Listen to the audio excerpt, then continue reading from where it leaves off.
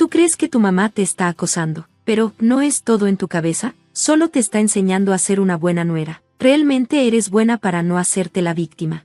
Esas fueron las palabras de Esteve, mi esposo, cuando le conté cómo me trataba su madre, Pamela. Ella desecha las comidas que preparo y tira deliberadamente mi ropa limpia al suelo. Para Esteve, esto es solo enseñar. Cuando no pude encontrar las palabras para responder, Esteve se rió sarcásticamente y luego dijo algo que apenas podía creer. Soy Laura. Tengo 28 años y trabajo en una oficina de una empresa farmacéutica. Esteve y yo éramos amigos en la universidad y nos casamos hace 3 años. Perdí a mis 2 padres poco después de graduarme. Sus muertes fueron tan repentinas que, siendo hija única, sentí que estaba destinada a enfrentar la vida sola. Como mis padres no tenían muchas conexiones con la familia extendida, la mayoría de las personas en el funeral eran solo conocidos y amigos. Apenas tuve tiempo para llorar antes de comenzar mi trabajo en la empresa, donde conocí a Esteve a través de un amigo en común. Compasivo por mi pérdida, Esteve me invitaba con frecuencia a la casa de sus padres. Desde el principio, su familia me recibió como si fuera de los suyos, y nunca cuestioné nuestro vínculo aparentemente fuerte. Incluso después de casarnos, solía disfrutar de la comida casera de Pamela. Aunque quería continuar mi carrera después de tener hijos, me preocupaba que si la guardería no funcionaba, no tendría a nadie que me ayudara con el cuidado infantil, ya que ya no tenía a mis padres. Cuando compartí esta preocupación con Esteve, me aseguró, Pamela se encargará de eso, y las cosas transcurrieron sin problemas. Así fue como llegué a vivir con su madre en su casa familiar. Mi suegro solía estar fuera por trabajo, así que solo estábamos yo, Esteve y Pamela. Al principio, todo estaba bien, pero después de 3 años de vivir con ellos y no poder concebir, la actitud de Pamela hacia mí comenzó a cambiar. Decía cosas como, Laura, ¿cuántas veces tengo que recordártelo? Como la más joven, deberías encargarte de las tareas del hogar. Cada fin de semana, me llenaba de tareas, aunque ya estaba encargándome de la mayoría de la limpieza y la cocina de la casa. Quedó claro que Pamela simplemente no le caía bien. Tiraba intencionadamente mi ropa recién lavada al suelo y desordenaba los platos que había limpiado, obligándome a lavarlos de nuevo. Me criticaba constantemente por las cosas más pequeñas y me recordaba repetidamente que aún no le había dado nietos. Mi ánimo ya se estaba agotando, y la negativa de Esteve a ver el problema solo empeoraba las cosas. Cada vez que mencionaba el comportamiento de Pamela, él lo desestimaba diciendo, «Te lo imaginas, estás exagerando». En ese momento, Pamela nunca actuaba cruelmente frente a Esteve, así que tal vez él realmente no podía creer que su madre fuera capaz de hacer esas cosas. Pero incluso sin sus acciones directas frente a él, su indiferencia era dolorosa. Sentía que Pamela era la inocente y yo era la villana. Pronto me di cuenta de que estaba completamente sola en esa casa. Una vez que Esteve dejó claro que no me creía, el acoso de Pamela aumentó. Lo que solía hacer a sus espaldas, ahora lo hacía abiertamente en su presencia, como comentarios hirientes o burlas. Eventualmente, quedé embarazada, pero incluso cuando lo peor de mis náuseas matutinas pasó y entré en una fase más estable, no podía sentir alivio. Fui de licencia por maternidad, pero el tormento incesante de Pamela continuó, y Esteve, lejos de apoyarme, se unió a ella para menospreciarme. Al principio, él estaba emocionado por el embarazo, pero ahora tanto él como Pamela se burlaban de mí, llamándome perezosa y acusándome de no hacer nada más que comer y dormir. Sabía que el estrés no era bueno para el bebé, pero me sentía atrapada. A pesar de la situación, Esteve era la única persona a la que realmente podía acudir. Decidí confrontarlo una vez más, esperando hacerle entender por el bien de nuestro hijo. Elegí un fin de semana tranquilo y me acerqué a Esteve, que estaba relajándose en la sala. Esteve, necesito hablar contigo, dije, tratando de mantener la calma. Esteve levantó lentamente la vista de su teléfono, desinteresado. Últimamente, tú y Pamela han sido muy crueles conmigo. Cada vez que ella me acosa, tú actúas como si no fuera nada. ¿Puedes dejar de hacer eso, por favor?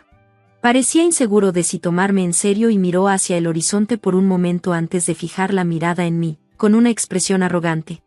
Solo estás exagerando. Lo que hace mamá no es acoso. ¿Cómo puedes decir eso? Ella tira la comida. Preparo comidas. Evito el contacto con Pamela tanto como puedo, pero ella se toma la molestia de desordenar las cosas en mi habitación. ¿No es eso acoso?, pregunté, con la voz temblorosa. La respuesta de Esteve me hirió más de lo que pude imaginar. Tal vez solo te está enseñando a ser una buena nuera. ¿Por qué no puedes verlo? Sus palabras me dejaron atónita. Me encontré inconscientemente colocando mi mano sobre mi creciente vientre, sintiendo una sensación de temor invadirme. ¿Cómo podría criar a un niño en una casa llena de este tipo de comportamiento tóxico? La mentalidad de Esteve y Pamela solo dañaría al bebé a largo plazo. Lo que podría parecer aceptable para ellos me estaba destrozando, y me encontraba al borde del colapso. Mi mano temblaba levemente contra mi estómago, como si intentara proteger a mi hijo no nacido de la dureza de esta realidad. Sin embargo, la risa burlona de Esteve resonaba en la habitación, haciéndome sentir aún más impotente. Si es tan insoportable, ¿por qué no te vas? La fría sugerencia de Esteve me sacó de mis pensamientos. A mi mamá y a mí no nos importaría si te fueras. Me quedé congelada por un momento, completamente sorprendida por su frialdad. Pero estoy embarazada, exclamé, con la desesperación clara en mi voz. Su reacción fue escalofriante. ¿Y qué? Se burló, encogiéndose de hombros como si no fuera nada. No tienes a dónde ir, sin padres, sin hogar. ¿Qué vas a hacer? La arrogancia en su voz me hizo hervir la sangre. Lo miré con una ira ardiente que no había sentido antes. ¿Qué pasa con esa mirada? Se burló, claramente molesto por mi desafío. Volveré a casa de mis padres, dije firmemente, a pesar de saber la verdad. Esteve estalló en una risa burlona. Adelante, inténtalo, terminarás durmiendo en la calle. Su arrogancia solo alimentó mi determinación. Silenciosamente saqué una bolsa grande del armario y comencé a empacar mis cosas. Esteve, convencido de que no tenía a dónde ir, observó con diversión, claramente creyendo que regresaría por necesidad. Pamela, al escuchar nuestra conversación, se acercó y añadió su voz a la burla. Si no puedes seguir las reglas de la casa, es tu propia culpa. Era evidente para mí que ni Esteve ni Pamela esperaban que realmente me fuera, pero yo no tenía intención de volver jamás. Una vez que me fuera, enviaría los papeles de divorcio y cortaría todos los lazos. Al terminar de empacar, susurré un último adiós para ellos. Se rieron como si fuera una broma, pero yo significaba cada palabra. Estaba decidida a criar a mi hijo sola, y nunca pondrían los ojos en mi bebé. Pasó un año después de que salí de esa casa. Di a luz a una hermosa hija y, aunque fue un desafío ser madre soltera, nunca miré hacia atrás. 3 meses después de que me fui, envié a Esteve los papeles de divorcio, que se finalizaron sin muchos problemas. Solicité la manutención de los hijos, pero como era de esperar, Esteve no había pagado un solo centavo. Sabía que necesitaría consultar a un abogado pronto para resolver eso. Hoy, me encontré de pie frente a un lujoso rascacielos, con un cartel que decía, sala de modelo abierta para visitas, invitando a posibles compradores. Estaba aquí para ver un condominio. El lugar en el que vivía actualmente estaba demasiado lejos del trabajo y de la guardería más cercana, lo que hacía las cosas difíciles. Ahora que había ahorrado lo suficiente, quería un hogar permanente para mí y mi hija. Entré al edificio, me registré en la recepción y me guiaron al último piso. Cuando se abrieron las puertas del ascensor, me encontré cara a cara con alguien que no esperaba, Esteve. Allí estaba, congelado de sorpresa. Él había estado trabajando en una firma de valores cuando nos casamos, así que me sorprendió verlo ahora trabajando como agente inmobiliario. La expresión de Esteve era una mezcla de sorpresa e incomodidad mientras comenzaba a mostrarme el apartamento del último piso. A pesar de su profesionalismo, pude notar que estaba incómodo. Este lujoso rascacielos era para compradores serios, y podía ver la confusión en sus ojos, preguntándose cómo yo, una madre soltera, podía permitirme un lugar así. Este apartamento es perfecto, dije, decidiendo en el acto.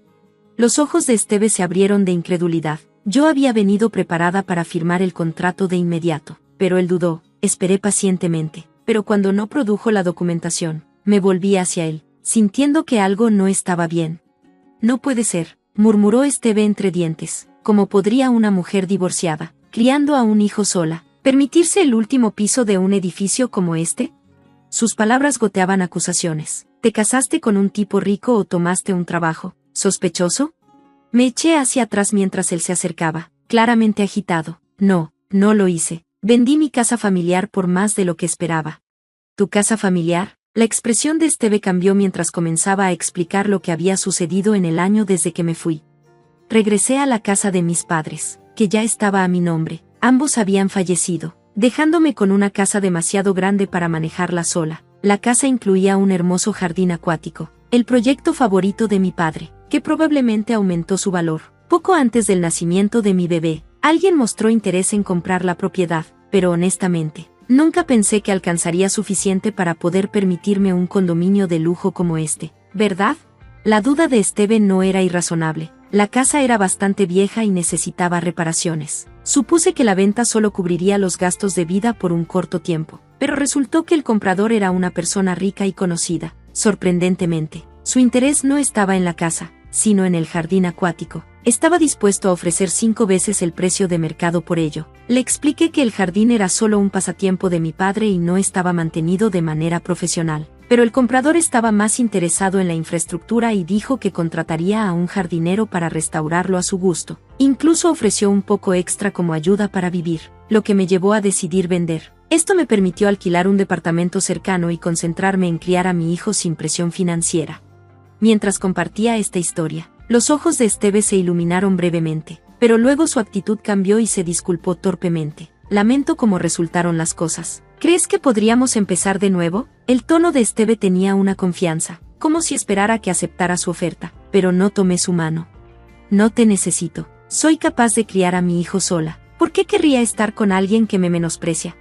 La cara de Esteve se oscureció de rabia ante mi rechazo. Su expresión se endureció mientras me miraba. ¿Estás rechazando mi oferta de volver a casarnos?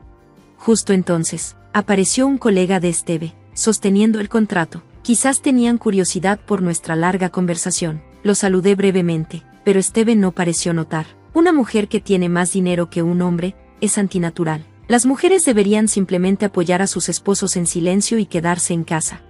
El rostro del colega se volvió pálido. Detuve sus intentos de intervenir con una sola mirada. ¿Ese es tu argumento final? ¿Que una mujer con dinero es algo de lo que hay que menospreciar? Estabas mejor como sirvienta en la familia de tu esposo. Suspiré y me volví hacia el empleado, que todavía sostenía los documentos. No compraré a una empresa que emplea a alguien con esos puntos de vista.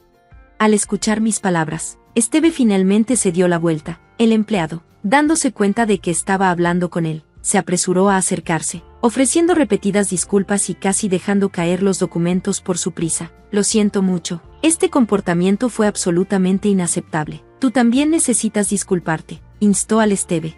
Esteve, ahora plenamente consciente del lío que había creado, también comenzó a disculparse profusamente, siguiendo el ejemplo de su jefe. Por favor, ordené, y ambos se callaron de inmediato. No voy a comprar nada aquí, lo siento, buscaré en otra parte. Sus rostros cayeron en la desesperación a medida que mi decisión se hizo evidente. Espera, lo retiro todo, solo firma el contrato. ¿Realmente crees que haría un trato con alguien que me trató así? La cara de Esteve se hundió aún más. Era evidente que todo había terminado. Esteve, con su arrogancia, y su jefe, esperando que nuestra conexión pasada pudiera suavizar las cosas. Ambos habían perdido. A pesar de sus esfuerzos por salvar la situación, no sentí empatía. Me gustaba el apartamento, la ubicación, el diseño, era ideal, pero no estaba dispuesta a darle mi dinero a una empresa que empleaba a tales personas. Al salir de la sala, hice una reverencia educada y me alejé sin que nadie me acompañara. Bajé en el elevador, salí sin mirar atrás, pensando ya en otras propiedades potenciales que ver. Más tarde, escuché de Pamela que Esteve no solo perdió el contrato del penthouse, sino que también sufrió una degradación y una reducción salarial debido a sus comentarios inapropiados hacia mí, lo que llevó a su renuncia. Después de dejar la empresa, Esteve tuvo dificultades para encontrar otro trabajo, recurriendo a la bebida y el juego, mientras Pamela se quedó a cuidarlo. Un día, me encontré con Pamela en un supermercado. Mi hijo está desempleado y está en casa todo el tiempo, desquitándose conmigo. Lamento todo. ¿No considerarías volver a casarte con él? Respondí rápidamente. Si es tan terrible, ¿por qué no te vas? La expresión de derrota en el rostro de Pamela me dio un momento de satisfacción tranquila. Terminé comprando un apartamento diferente y regresé al trabajo después de inscribir a mi hijo en una guardería. El dinero de la venta de la casa familiar fue más que suficiente para mantenernos, pero disfrutaba de mi trabajo y me pidieron que volviera, así que lo hice. Recientemente me promovieron y ahora equilibro una carrera gratificante con la crianza de mi hijo. Gracias por mirar, y espero verlos de nuevo en el próximo vídeo. Manténganse atentos. Sentía un gran orgullo por ser un padre dedicado, especialmente cuando aseguré un hogar para mi hija. Sin embargo, mi esposo eligió gastar mi dinero ganado con esfuerzo en un lujoso departamento sin consultarme. Enfurecida por su audaz decisión, respondí rápidamente presentando una solicitud de divorcio. Mi esposo, claramente sorprendido por mi inesperada acción, estaba visiblemente aturdido. Con una sonrisa astuta, yo, Jocelyn Anderson, Una trabajadora de oficina de 50 años con una pasión de toda la vida por el francés. Inicié lo que vi como una verdadera retribución. Déjame llevarte atrás por un momento, me casé a los 23. Pero mi primer esposo murió trágicamente solo 6 meses después en un accidente automovilístico causado por un conductor ebrio. Aunque recibí $500,000 de un seguro, ninguna suma podría devolverme a mi difunto esposo. Durante ese difícil momento, Ernest Anderson, un compañero de trabajo de buen corazón, escuchó pacientemente mi dolor. Con el tiempo, nuestro vínculo se volvió más fuerte, lo que llevó a nuestro matrimonio cuando yo tenía 25. Ahora, avancemos hasta hoy. Mi hija, Cristina, una ilustradora en potencia, ha creado tensión dentro de nuestra familia. Surgieron disputas sobre su educación durante su último año de secundaria. Ernest siempre había imaginado un camino específico para Cristina: asistir a una universidad prestigiosa y seguir una carrera corporativa tradicional, mientras que esto entraba en conflicto con su pasión por la ilustración, que había cultivado desde la infancia. Inicialmente, apoyé las decisiones educativas de Ernest, pero todo cambió cuando Cristina expresó su deseo de inscribirse en una escuela de arte para seguir sus sueños. Aunque estaba abierta a su elección, Ernest se opuso firmemente, insistiendo en que siguiera un camino más convencional. Nuestras diferentes opiniones sobre el futuro de Cristina se convirtieron en un punto de conflicto importante, preparando el escenario para la verdadera confrontación. En lugar de comenzar una carrera como freelance, elegí trabajar para una empresa. Cuando Cristina compartió sus sueños de convertirse en ilustradora, mi esposo menospreció sus aspiraciones, desestimándolas como simples pasatiempos. Su dura crítica me obligó a defender el derecho de Cristina a seguir su pasión, afirmando que era su vida y merecía la oportunidad de perseguir sus sueños. Esto solo lo enfureció aún más, ya que insistía en que el propósito de un niño era cumplir con las ambiciones de sus padres. Creía firmemente que si Cristina seguía su camino prescrito, seguramente encontraría la felicidad. Me sorprendieron sus ideas tan cerradas, esperando que eventualmente llegara a apreciar y apoyar las elecciones de nuestra hija. Desafortunadamente, mi optimismo fue mal colocado, causando una profunda división entre nosotros. A pesar de mis contribuciones financieras hacia la educación y los costos de vida de Cristina, Ernest seguía infeliz, expresando constantemente su insatisfacción incluso después de que Cristina fuera aceptada con éxito en la escuela de arte que deseaba y consiguiera un trabajo como ilustradora. Ernest continuó pasando por alto sus logros, quejándose de los gastos en tutorías y etiquetándola como un fracaso. Cristina, decidida a tener éxito, trabajó incansablemente, a menudo sacrificando sus fines de semana y su sueño por su arte. A pesar de este cambio de enfoque, la actitud de Ernest hacia la carrera de Cristina permaneció inalterada. De hecho, se volvió cada vez más duro conmigo por apoyarla, criticando varios aspectos de nuestra vida en casa, reconociendo su verdadero carácter. Me resultaba cada vez más difícil estar en casa. Por suerte, como trabajábamos en diferentes departamentos en la misma empresa, estaba algo protegida de confrontaciones diarias. Sin embargo, en un giro sorprendente, Ernest anunció su plan de comprarle a Cristina un apartamento de lujo, alegando que era importante para él como su padre, a pesar de su evidente desdén por sus aspiraciones profesionales. Este repentino cambio en su actitud despertó mis sospechas y me hizo cuestionar sus verdaderas intenciones. Comencé a preguntarme si incluso tenía la capacidad financiera para comprar un lugar tan caro. Al notar mi reacción, él sonrió fríamente y expuso sus intenciones, revelando que yo sería quien pagara por ello. Choqueada, protesté, instándolo a que me consultara antes de tomar decisiones tan significativas. En respuesta, Ernest se burló, mostrando que conocía sobre el pago de $500,000 del seguro de mi difunto esposo y sugiriendo que lo utilizara para el apartamento. Declaró sin vergüenza su intención de mudarse con Cristina, insistiendo en que tanto ella como yo éramos, esencialmente, su propiedad, llenándome de una intensa ira. No podía creer su plan vengativo y la cara que tenía para usar el dinero crítico del seguro con tal propósito. En represalia, actué con decisión, entregándole los papeles de divorcio. Se veía asombrado, probablemente no esperaba que estuviera tan preparada, pero esto era solo el comienzo de mi verdadera venganza. Con una sonrisa burlona, expresé mi desconfianza de alguien que discriminaría a su propia hija y manifesté mi frustración por sus constantes críticas. Le informé sobre mi decisión de divorciarme, dejando claro que había estado contemplándolo durante bastante tiempo, esperando el momento adecuado. Aprovechando su mención anterior sobre el divorcio, lo insté a que presentara los papeles rápidamente si realmente quería su libertad. Inicialmente desestimó mis palabras como una broma, pero Ernest se enfureció al enfrentarse a la realidad de nuestra situación. Mi enojo alcanzó su punto máximo cuando intentó minimizarlo todo. Me mantuve firme, insistiendo en que aceptara los papeles de divorcio y destacando la absurdidad de sus acciones, amenazando con consultar a un abogado. Finalmente tomó los papeles de mala gana, aún afirmando que era solo una preocupación sobre posibles repercusiones. Salí rápidamente de la casa y presenté los papeles de divorcio en la corte de la ciudad.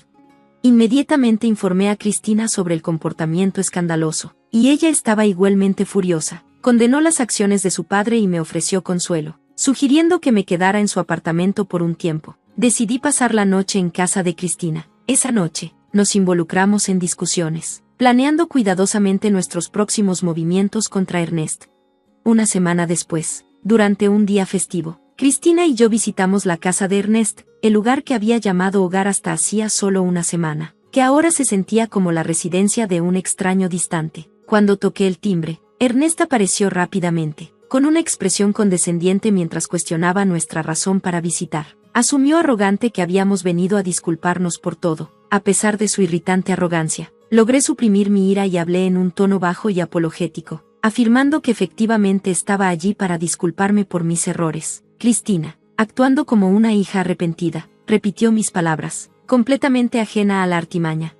Ernest parecía genuinamente complacido, pensando que finalmente habíamos recuperado la cordura. Sin embargo, su interés se despertó cuando notó las bolsas que llevábamos, tan llenas que casi estallaban, aseguradas para ocultar su contenido. De una de las bolsas, produje un fajo de billetes de $10,000, expresando pesar por mis acciones anteriores. Le ofrecí parte del dinero del seguro de mi difunto esposo, sugiriendo que lo utilizara para mudarse al apartamento de lujo con Cristina. Mencioné el monto total de $500,000 y le pedí que lo mantuviera a salvo.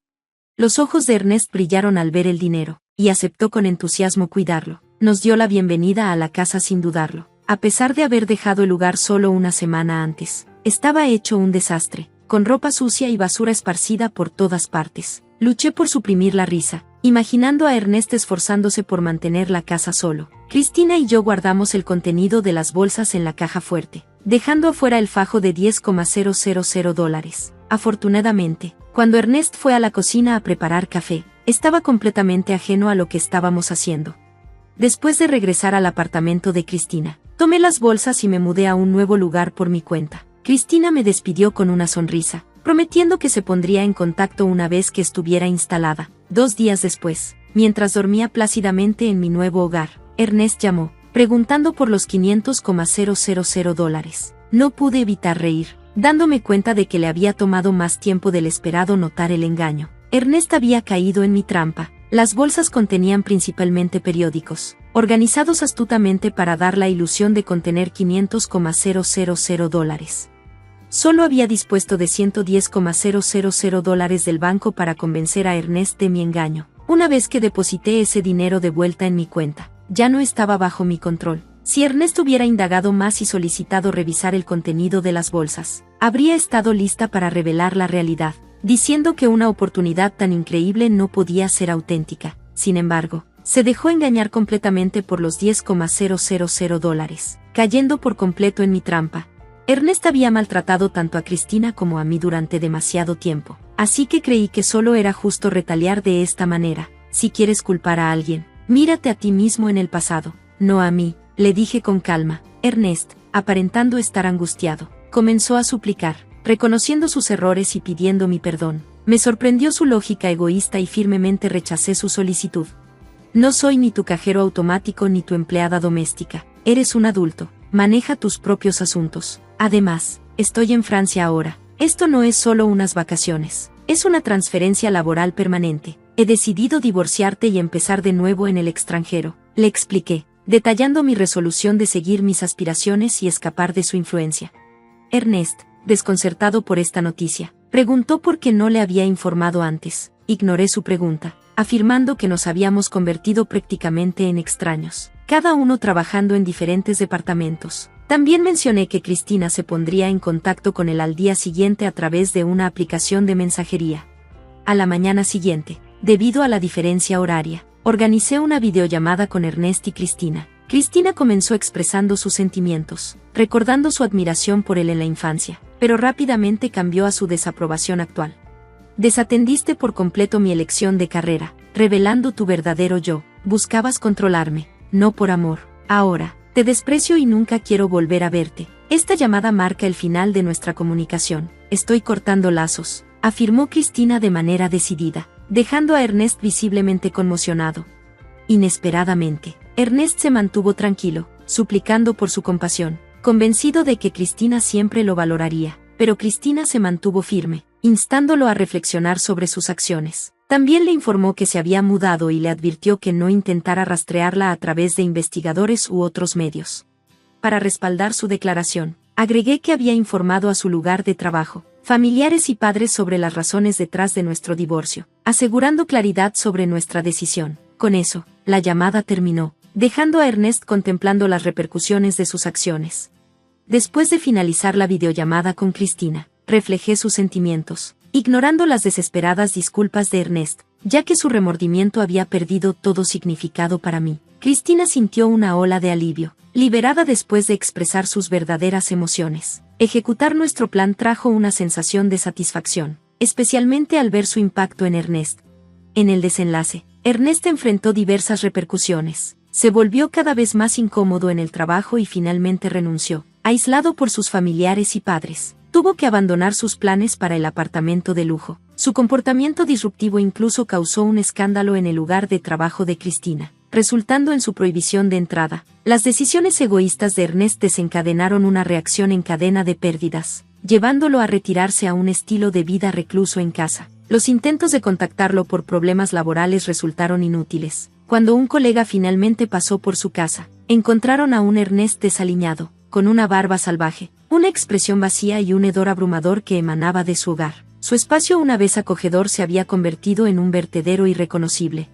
Al observar la caída de Ernest, no pude evitar sentir que estaba cosechando las consecuencias de sus acciones. En contraste, encontré felicidad en mi nueva vida en el extranjero, superando diferencias culturales a través de una comunicación cuidadosa y disfrutando del uso de mis habilidades en francés. La decisión de transferirme al extranjero había sido increíblemente gratificante. Cristina, prosperando en su carrera como ilustradora, había sido encargada de proyectos significativos. En nuestras conversaciones telefónicas, expresaba su satisfacción, resaltando la alegría de seguir su pasión. Como madre, ver a mi hija triunfar en su campo elegido me llenaba de inmenso orgullo. A pesar de los desafíos que enfrentamos, tanto Cristina como yo salimos de la ordeal radiantes y realizadas en nuestras vidas. La travesía, aunque turbulenta, nos enseñó que habíamos tomado las decisiones correctas, y nuestra búsqueda de sueños nos había llevado a una existencia más brillante y satisfactoria. Gracias por sintonizar. Nos vemos en el próximo vídeo. Sigue asombrado. Soy Alina. Tengo 23 años y estoy a punto de terminar mi camino en la universidad, con la aspiración de ser periodista. Sin embargo, en lugar de anticipar la graduación, me encuentro atrapada en una situación angustiante. Hace solo un día, dimos el último adiós a mi padre. Mi papá, Martín, a menudo estaba fuera por negocios, pero siempre se aseguraba de que sintiera su amor. Ahora, la casa se siente escalofriantemente vacía sin él, recordándome constantemente el vacío que ha dejado su ausencia. Mientras permanezco en la entrada de nuestro hogar, aún adolorida por el funeral, mi madre, Claudia, y mi hermana, Victoria, rápidamente me revelan sus planes. Sus palabras me golpean como una campana fúnebre, señalando el final de la unidad familiar. Vamos a vender esta casa, declara Claudia, con los ojos vacíos de calidez. A pesar de su intento de parecer apenada, empieza a buscar un nuevo lugar. Alina, necesitas mudarte pronto. Apenas puedo procesar lo que estoy escuchando. Antes de que pueda comenzar a lidiar con la muerte de mi padre, mi mamá y mi hermana ya están obsesionadas con el dinero y lo que pueden ganar. Se siente como una profunda traición. No crees que mereces nada, ¿verdad? Victoria se burla, riéndose su novio, Han, a su lado. Su cruel diversión enciende mi furia. No debería tener que escuchar tales palabras, especialmente cuando el dolor aún está fresco. Nunca he entendido su obsesión con la riqueza y las apariencias. Siempre me he sentido fuera de lugar en esta familia, demasiado seria y estudiosa, la soñadora de la que solían burlarse. Ahora, al ver sus maquinaciones, todos esos años de indiferencia y burla emergen a la superficie. Eres la peor, exploto, incapaz de contener mi ira. He tenido suficiente de esto. He tenido suficiente de todos ustedes. Justo en ese momento, suena el timbre, interrumpiendo mi arrebato. Frustrada por la interrupción, me seco las lágrimas de enojo y abro la puerta. Un hombre con un traje oscuro está allí, sosteniendo un maletín, y su rostro me parece vagamente familiar. Mis condolencias, dice solemnemente. ¿Puedo pasar? ¿Quién es este extraño que aparece en el peor momento posible con un tono tan grave? No estoy lista para tratar con nadie más en este momento, pero algo en su mirada sugiere que esto no es solo una visita de cortesía. Me hago a un lado, permitiéndole la entrada, preguntándome qué significa esto para nuestra ya frágil dinámica familiar. El eco de la risa de mi padre solía llenar nuestro hogar, suavizando el aguijón de la dureza de mi madre y hermana. Ahora, las paredes se sienten como si se cerraran, entrelazando recuerdos de sus comentarios hirientes con la vacuidad dejada por su muerte.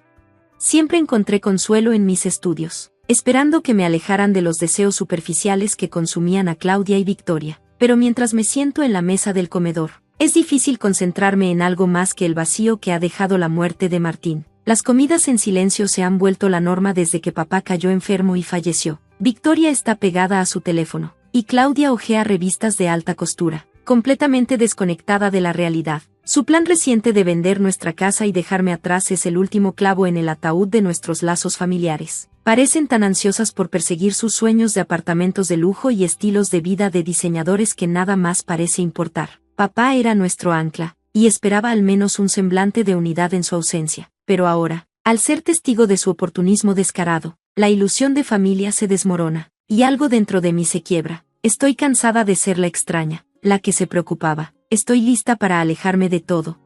Perdida en mis pensamientos, el timbre suena de nuevo, un sonido que ahora simboliza más interrupciones y malas noticias. De pie en la puerta hay un hombre del pasado de mi padre, alguien cuya conexión con nuestra familia se ha desvanecido con el tiempo.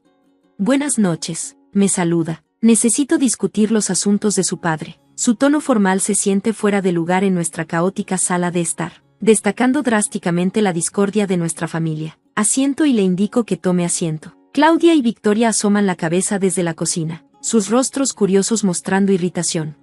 El hombre saca un montón de papeles de su maletín, con una expresión seria. Soy el señor Adams, el abogado de su padre. Me confió su testamento y algunas instrucciones finales, explica, ajustándose las gafas con una gravedad que sugiere que se avecina una noticia significativa. Claudia se inclina, claramente intrigada, mientras Victoria intenta mantener una actitud casual pero permanece cerca. Mientras el señor Adams se prepara para hablar, me preparo para lo que viene, incierta de las repercusiones, pero consciente de que las dinámicas familiares están a punto de cambiar nuevamente.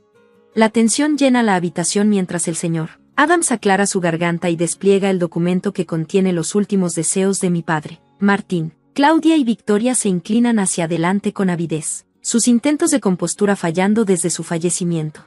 De acuerdo con los deseos de su padre, comienza el señor Adams. Estoy aquí para leer el testamento e iniciar el proceso de cumplir sus instrucciones. Su mirada se desplaza entre nosotras, quizás evaluando nuestra preparación para la inminente revelación. No puedo sacudirme la sensación de temor. Años viviendo bajo las expectativas de mi madre y hermana me han condicionado a esperar poco y prepararme para la decepción. Sin embargo, mientras el abogado comienza a leer, se hace evidente que nuestras expectativas están a punto de ser desbordadas.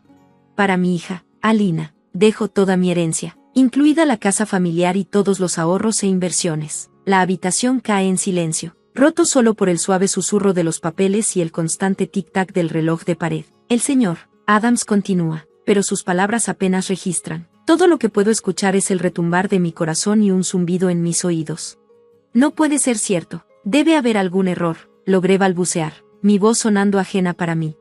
¿Pero por qué? Victoria empuja su silla hacia atrás de golpe, con los ojos muy abiertos, mezclando incredulidad y furia. Claudia, igualmente sorprendida, se queda congelada, su boca moviéndose sin sonido. Han, que había estado acechando en el fondo, se adelanta como si fuera a consolar o tal vez contener a Victoria.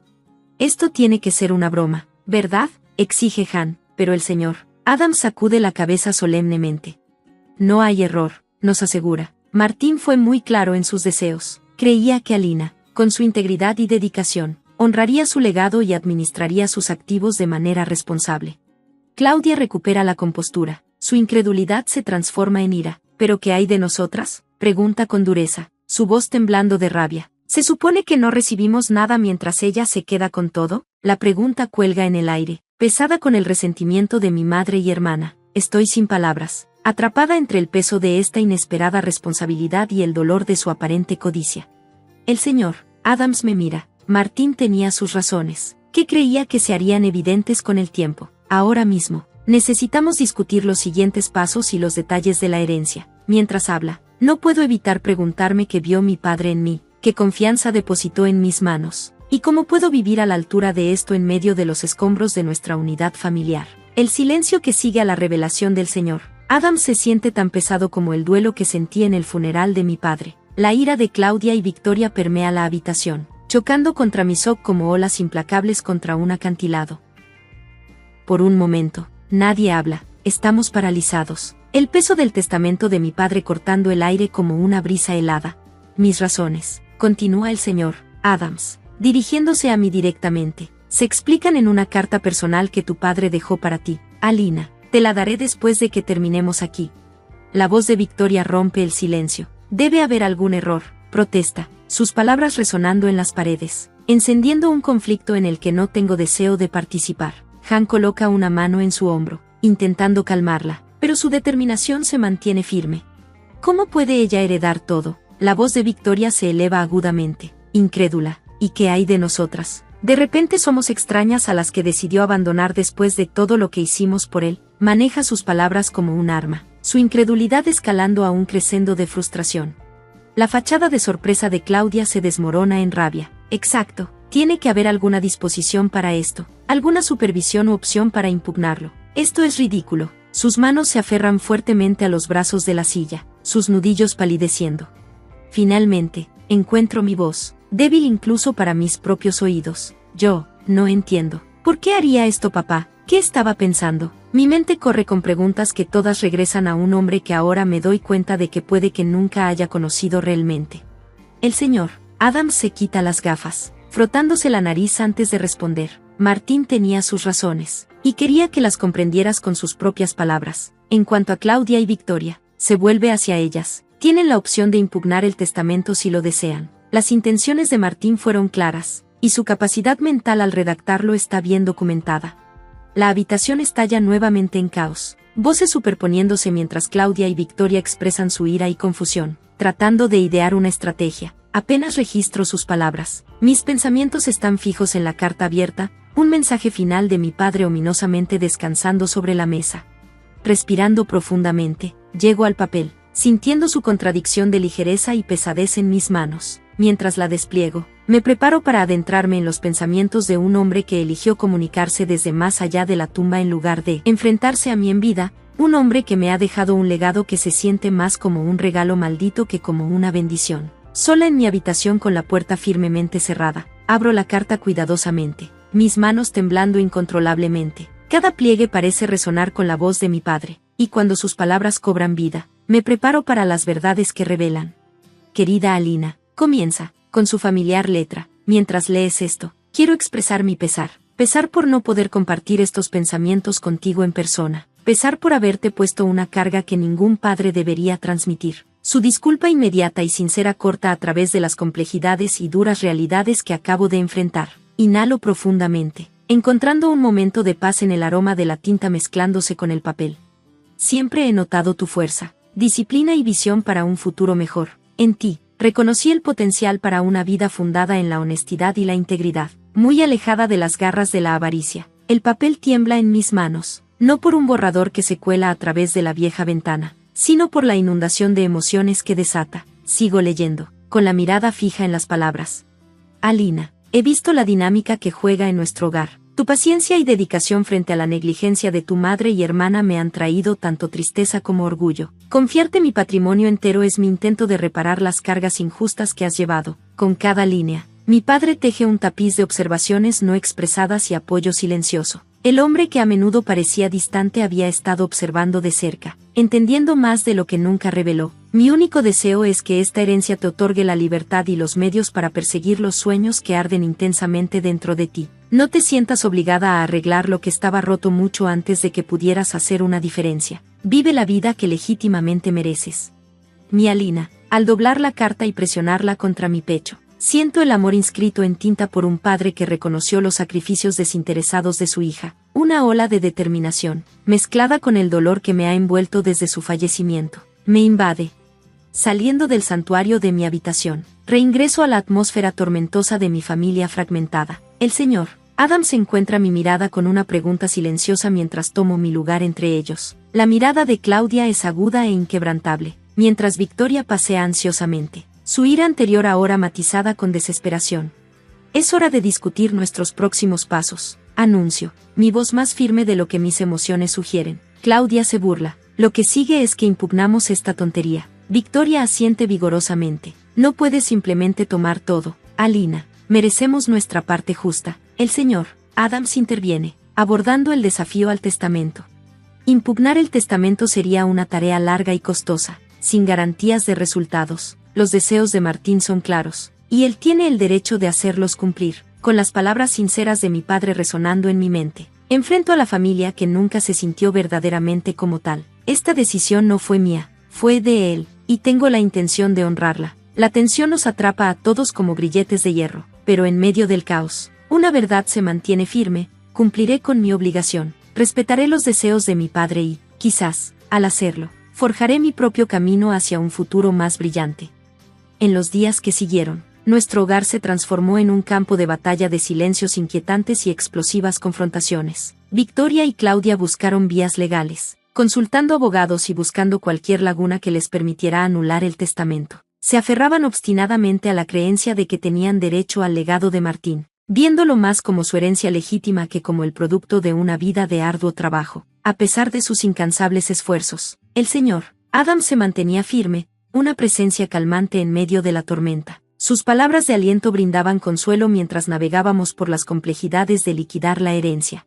El testamento es sólido, Alina, me recordaba mientras compartíamos tazas de café tibio en el comedor formal. No tienes que preocuparte por sus amenazas. Sin embargo, a pesar de la confianza del señor Adams, la culpa me carcomía la conciencia. ¿Era justo aceptar todo mientras dejaba a mi madre y a mi hermana con las manos vacías? Intelectualmente, entendía la razón de mi padre, pero emocionalmente, luchaba con un persistente sentido de obligación familiar, un deseo de reparar lo que estaba roto, incluso si sabía que podría estar más allá de la reparación. Mis días se consumían preparando desafíos legales y sumergiéndome en los asuntos financieros de mi padre. El peso de la responsabilidad se sentía abrumador, analizando cifras, tomando decisiones sobre propiedades e inversiones que nunca supe que existían. Cada tarea era como navegar a través de una espesa niebla, pero estaba decidida a honrar la confianza de mi padre y llevarlo a cabo.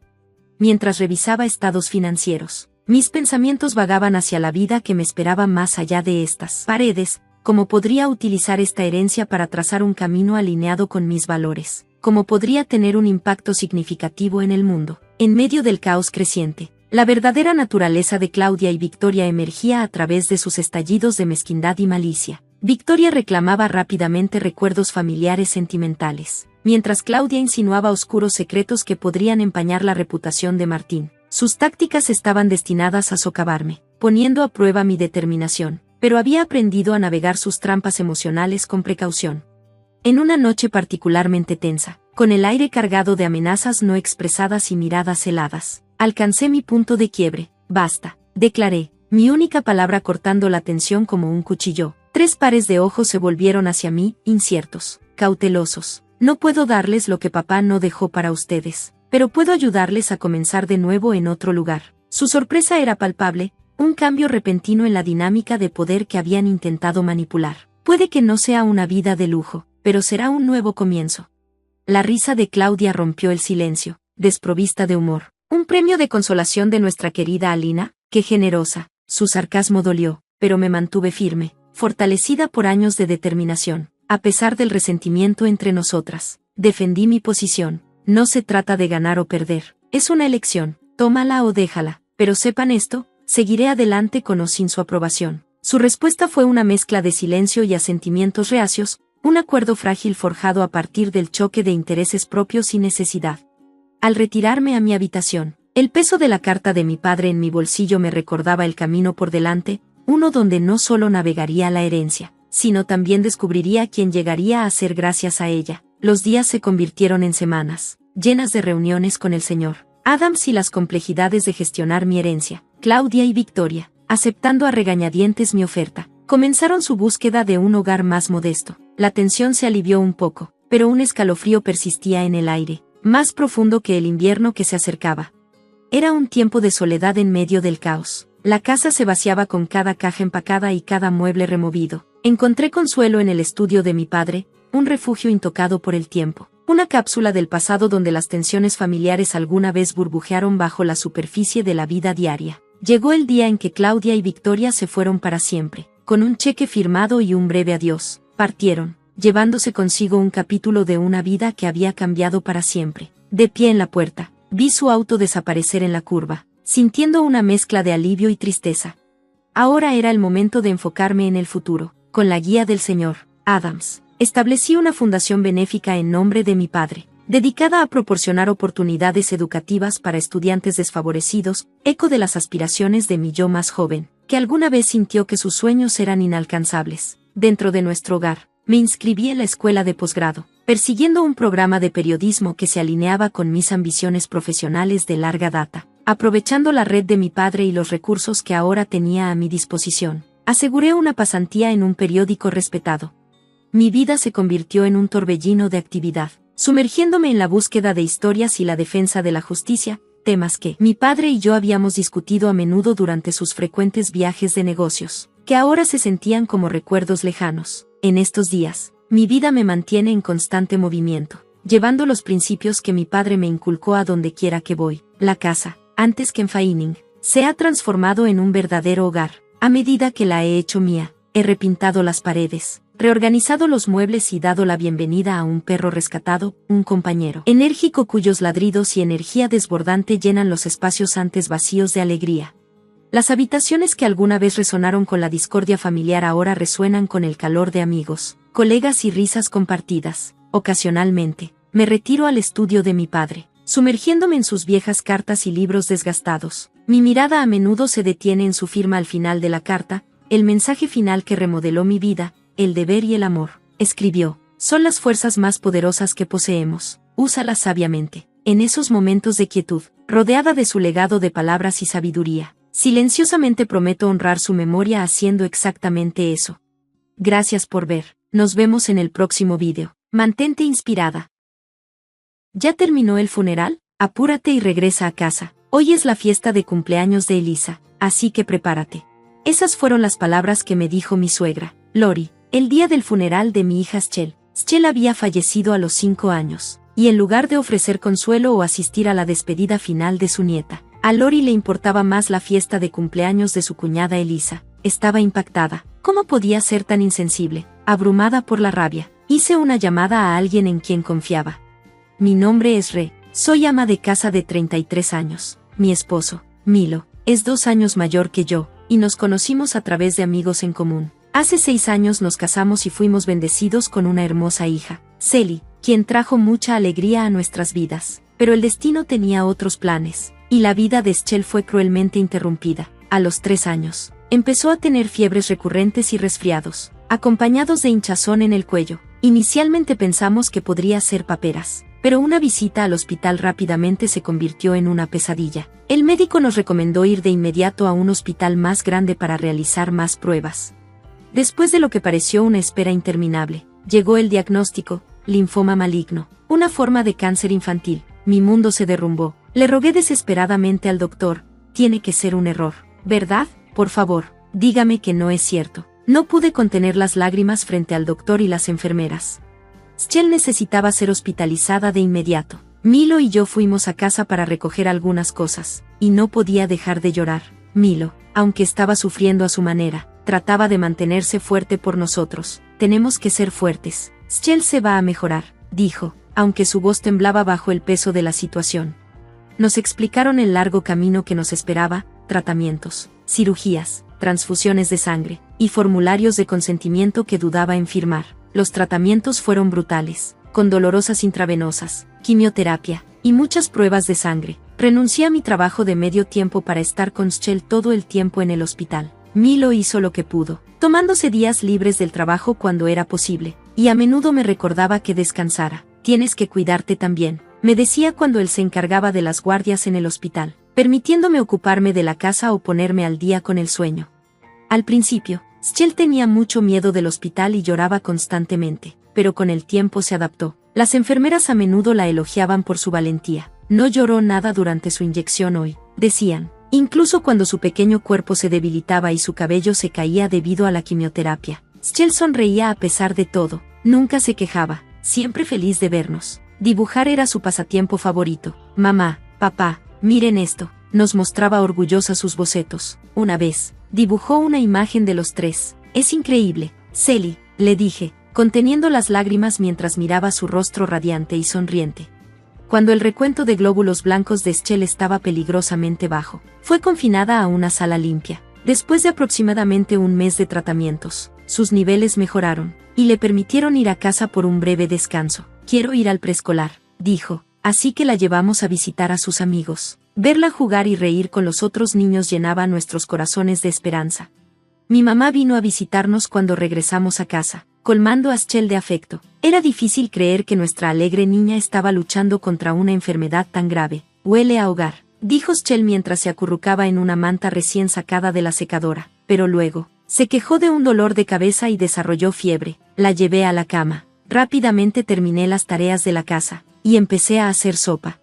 De repente, sonó el timbre. Revisé el monitor y vi a Lori parada allí. Inmediatamente me arrepentí de no haber fingido que no estaba en casa. Lori, ¿qué te trae por aquí?, le pregunté. ¿Necesito una razón para visitar la casa de mi hijo?, respondió con brusquedad. Me mordí la lengua, aunque quería contestar. Sí, absolutamente la necesitas. No tenía la energía para lidiar con ella, especialmente ahora.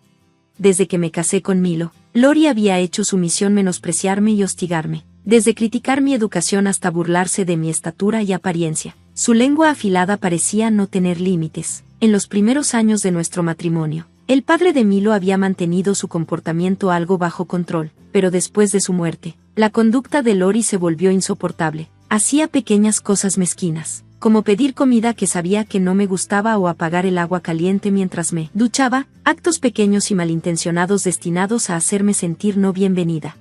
Ahora, en el día del funeral de mi hija, había alcanzado un nuevo nivel de crueldad. ¿Cómo podía alguien ser tan despiadado? Milo tiene una hermana mayor, Elisa, que es una mujer de carrera exitosa. Su esposo, mi cuñado, es un fiscal, y Lori, mi suegra, no podría estar más orgullosa. Ella constantemente me compara con Elisa, haciendo comentarios hirientes. Elisa tiene un hijo, Jazz, que está en segundo grado. Durante nuestra visita navideña, el favoritismo de Lori hacia Jazz en detrimento de Sally fue evidente. Sally también es su nieta, pero parecía que el desdén de Lori hacia mí se trasladaba a cómo trataba a Sally. Mientras estaba ocupada preparando sopa, Lori irrumpió desde el siguiente apartamento. Sabía que Sally tenía fiebre, pero a Lori no parecía importarle. De verdad, es una niña tan débil. ¿A quién se parece? Ciertamente no a nuestra familia. Tu padre tuvo cáncer, ¿verdad?, dijo con su habitual desdén.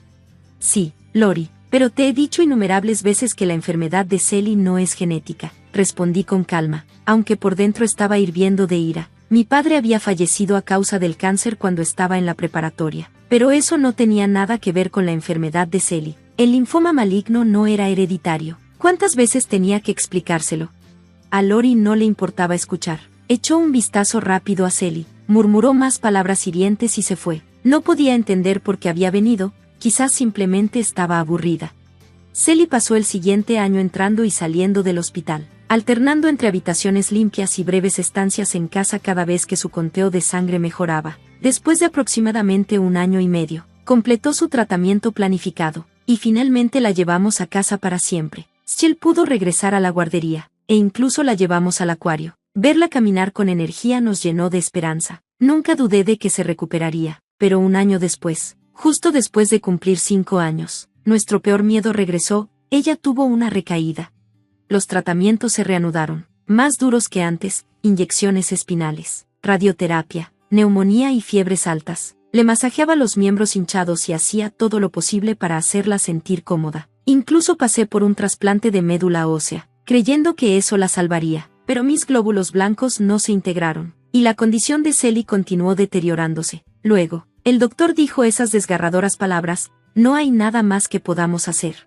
Decidimos llevar a Celie a casa para pasar nuestros últimos días juntos. Cumplimos todos sus deseos, e incluso participó en el día deportivo de su guardería. Estaba tan llena de vida que era difícil creer que el final se acercaba. Mi madre visitaba con frecuencia, y aunque trataba de no llorar frente a Schell, a veces mis emociones me superaban. «Mamá, ¿estás bien? ¿Tienes dolor de cabeza?», preguntó Celie. Incluso mientras soportaba su propio dolor, siempre fue tan atenta y cariñosa. Oré por un milagro, pero sus resultados de pruebas empeoraban con cada día que pasaba. Eventualmente, Schell ya no pudo caminar. Aún así, nos aferramos a la esperanza de que llegara a su 6º cumpleaños, pero su condición se deterioró rápidamente, y la respiración se volvió difícil. El doctor nos advirtió que nos preparáramos para lo inevitable. A pesar de mi resolución de mantenerme fuerte, no pude evitar las lágrimas. «Te amo, Celie», le dije, con toda la fuerza que pudo reunir. Ella susurró de vuelta: «Yo también te amo». Luchó con todas sus fuerzas, pero en las primeras horas de la mañana, Celie falleció en nuestros brazos.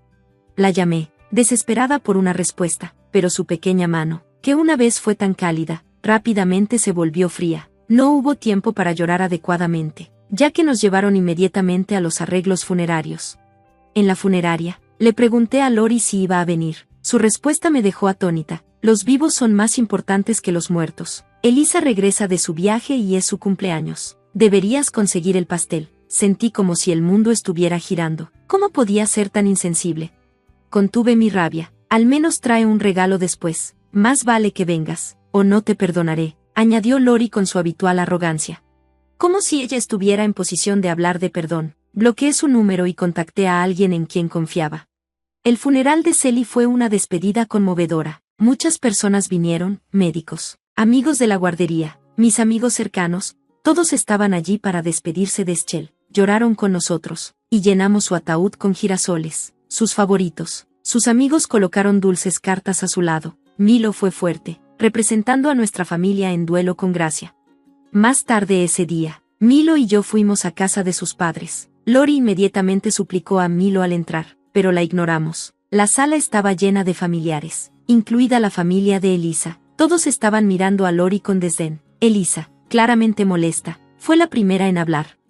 «Lo siento mucho, Ri. No teníamos idea de que hoy era el funeral de Celie». Después de cortar la llamada de Lori, contacté a mi cuñada, Elisa. A pesar de las constantes comparaciones y comentarios malintencionados de Lori, siempre compartí un vínculo cercano con Elisa, como si fuera una hermana. Como soy hija única, valoraba esa conexión, y su hijo Jazz a menudo jugaba con Celie. Incluso después de que Celie enfermó, Elisa nos visitaba frecuentemente, ofreciendo su apoyo. Este año, Elisa tuvo que viajar por trabajo, y su regreso coincidió tanto con su cumpleaños como con el funeral de Celie. Habíamos confiado en que Lori informara a la familia sobre los arreglos del funeral, pero en su lugar, invitó a todos a una celebración de cumpleaños por el regreso de Elisa, ignorando completamente la muerte de Celie. Cuando Elisa se enteró por mí, no podía creer que Lori ni siquiera había asistido al funeral de Celie, aunque el entierro ya había terminado cuando Elisa me contactó de nuevo. Ella y otros estaban esperándonos. Celie fue llorada, junto con Elisa y los demás. Bajo el peso de las miradas decepcionadas de todos, Lori decidió hablar. «Siempre puedes tener otro hijo», dijo, un comentario tan cruel e insensible que dejó a todos atónitos. Los ojos de Elisa ardieron de ira, y en un arranque de rabia, arrojó el pastel de cumpleaños, que era para ella, directo a la cara de Lori. «Quizás lavarte esa personalidad retorcida te haga bien», gritó Elisa mientras arrastraba a Lori al baño, empapándola completamente, ropa y todo. Cuando Lori reentró a la habitación, empapada, alguien preguntó por qué había llamado antes. Respondí: «Me estaba presionando para regresar temprano a los preparativos de la fiesta de cumpleaños de Elisa. Estábamos en el funeral de Celie». Los familiares estaban indignados, disgustados por la insensibilidad de Lori. Lori, aún empapada, se encontró despreciada por todos. «No, pero es el cumpleaños de Elisa. Celie siempre estuvo enferma. No se esperaba que viviera mucho. Pero el cumpleaños de Elisa es importante, ¿verdad?». La patética excusa de Lori solo avivó las llamas. «¿Mi cumpleaños? ¿Hablas en serio? ¿Cómo puedes ignorar la importancia del funeral de Celie e invitar a la gente a una celebración? Celie significaba todo para nosotros. ¿Cómo pudiste no presentarte al servicio de tu propia nieta?». Elisa estalló, la furia clara en su voz. «Bueno, Celie no era mi hija, era de Michelle, y siempre estuvo enferma, postrada en la cama. no era divertida, murmuró Lori, luchando por defenderse. Entonces Jazz, que está sano y es hijo de Elisa, recibe tu amor. ¿Pero descuidas a mi hija Sally porque estaba enferma? ¿Priorizar el cumpleaños de Elisa sobre el funeral de Sally? ¿Estás loca? Esta vez, el hermano de Lori, mi tío político, habló, furioso. Su esposa, mi tía política, se unió, siempre ha estado desequilibrada. Incluso arruinó el vestido de mi hija antes de un recital de piano. Nadie apoyó a Lori ese día, estaba completamente sola. Nos vamos ahora, Michelle, hablaremos en otro momento, dijo mi tío político, dándonos un abrazo reconfortante antes de irse. Nosotros también nos vamos, dijo Milo firmemente, y mamá, estamos cortando lazos contigo. Mientras salíamos, Lori intentó defenderse, pero Milo la interrumpió. Siempre has favorecido a quienes considerabas exitosos, sin preocuparte por Sally, y ahora, está claro que solo te importan las personas que se adaptan a tus deseos. Le entregué a Lori algo que Sally había dibujado, era un dibujo de Lori sonriendo, aunque yo nunca la había visto sonreír. A pesar de que nunca amaste a Sally, ella aún te admiraba, le dije, era tan amable, y aun cuando soportaba tratamientos dolorosos, pensaba en los demás antes que en sí misma. Quizás Sally vio algo en ti que nosotros nunca vimos, un lado amable. Por primera vez, Lori lloró, aferrándose al dibujo, pero ya era demasiado tarde. Elisa también le dio la espalda. Hemos terminado, mamá, no te volveré a ver. Ignorando los gritos de Lori, todos salimos. Más tarde, la familia de mi tío político vino a visitarnos, ofreciendo sus disculpas por el comportamiento de Lori. Después de rendir homenaje a la memoria de Sally, reflexionaron sobre las acciones de Lori, aferrándose al dibujo de Sally. Lori parecía arrepentida, pero nada podía deshacer lo que había dicho y hecho. Como mi tía política señaló, Lori siempre había sido problemática, y parecía poco probable que alguna vez cambiara. Después del funeral, otros familiares también comenzaron a distanciarse de Lori. Sus años de comportamiento errático y hiriente habían dejado poco espacio para la simpatía, y parecía destinada a enfrentar las consecuencias de sus acciones sola. A medida que pasaban los días y la agitación de los arreglos funerarios disminuía, la realidad de la pérdida de Sally me golpeó como una ola. El duelo me consumía, y a menudo me encontraba al borde de perder la razón. Milo estaba profundamente preocupado, y mi madre tuvo que quedarse con nosotros un tiempo. No deseaba más que estar de nuevo con Sally. La desesperación me hizo cuestionarlo todo. ¿Podría haber hecho más? ¿Podría haberla salvado si hubiera sido más vigilante? Sin embargo, en las profundidades de esa oscuridad, sabía que no podía seguir a Sally. Ella había luchado tanto por vivir, respirando hasta su último momento. Con el tiempo, encontré consuelo al unirme a un grupo para padres que habían perdido hijos por la misma enfermedad. Hablar y llorar con ellos me trajo alivio, al igual que reconectar con Elisa. Milo y yo también adoptamos un cachorro, una pequeña fuente de alegría en nuestras vidas. Cada vez que el cachorro movía la cola y saludaba a la gente durante nuestros paseos, sentía que era un destello de nuestra brillante niña. Sally, ¿estás allá arriba, dibujando y sonriendo? Estaremos juntos de nuevo algún día, así que espérame, pero hasta entonces, viviré una vida digna de ti, mi dulce niña. Gracias por mirar, y nos vemos en el próximo vídeo. Mantente asombrado.